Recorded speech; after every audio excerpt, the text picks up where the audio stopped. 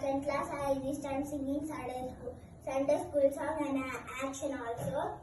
నా చిన్ని చేతులు యేసయ్యకై చప్పట్లు కొడితే